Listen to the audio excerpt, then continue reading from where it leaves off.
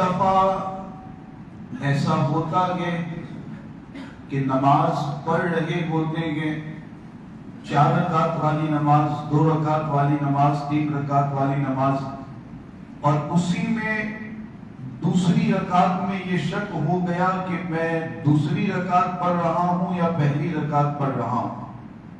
اس طرح کا معاملہ پیش آتا ہے۔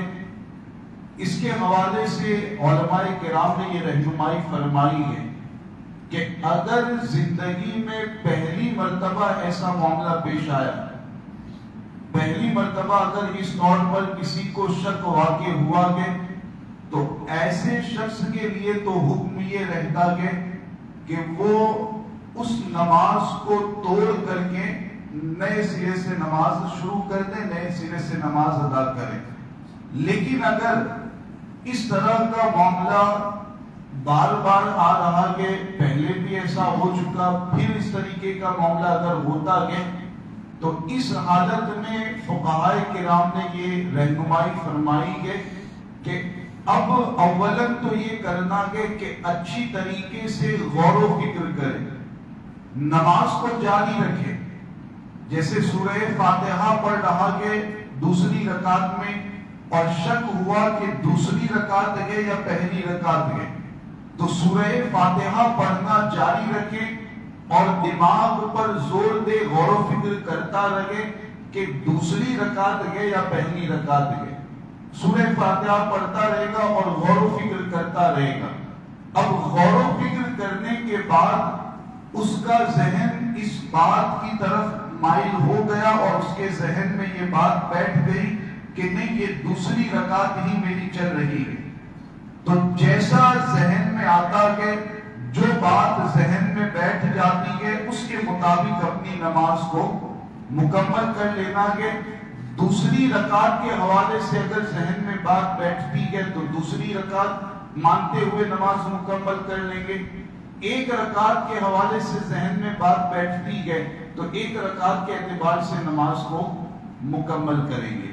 تو یہ ایک طریقہ بتایا گیا کہ غور و فکر کرے اور ذہن میں جو بات بیٹھ جائے اسی کے مطابق نماز کو مکمل کرے۔ لیکن یہاں خاص خیال اس کا رکھنا ہے کہ جو ہم نماز پڑھ رہے ہیں اس کو جاری رکھنا ہے۔ سورہ فاتحہ اگر ہم پڑھ رہے ہیں اور خاموش ہو کر کے سوچنے لگے، خاموش ہو کر کے اگر سوچنے لگے، 3 مرتبہ سبحان اللہ کہنے کی مقدار اگر ہم خاموش رہتے ہیں، سوچنے میں اتنا وقت نکال دیتے ہیں، تو اب ایسی صورت میں جان بوجھ کر کے یہ معاملہ پایا جائے گا تو پھر اس نماز کو دوبارہ پڑھنا واجب ہوگا۔ اس لیے جو پڑھ رہے ہیں اس کو بھی جاری رکھنا ہے اور ذہن میں سوچتے رہنا ہے کہ کون سی رکعت ہوئی ہے۔ اب دوسری کنڈیشن یہ ہے کہ بہت سوچ رہے ہیں لیکن ذہن میں بات بیٹھتی نہیں ہے، شک برقرار رہتا ہے، دوسری رکعت ہے یا پہلی رکعت ہے، دوسری رکعت ہے یا پہلی رکعت، یہ شک برقرار رہتا ہے، کوئی بات ذہن میں بیٹھ نہیں رہی ہے، کسی کی طرف ذہن مائل نہیں ہو رہا، تو اب ایسی صورت میں فقہائے کرام نے یہ طریقہ بتایا ہے کہ کم رکعت جو ہے اسی کو مانتے ہوئے نماز کو مکمل کرے گا۔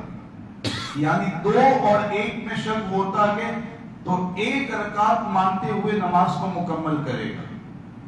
3 اور 2 میں شک ہوتا ہے تو 2 رکعت مانتے ہوئے نماز کو مکمل کرے گا۔ اب اس میں کیا کرنا پڑے گا؟ سب سے پہلے تو یہ کرنا پڑے گا کہ 2 اور 1 میں شک ہو رہا ہے تو 1 مانتے ہوئے آپ نماز آگے بڑھائیں گے، لیکن اس میں دوسری رکعت میں تو قاعدہ کرتے ہی کرتے گئے، تیسری رکعت میں بھی آپ کو قاعدہ کرنا پڑے گا۔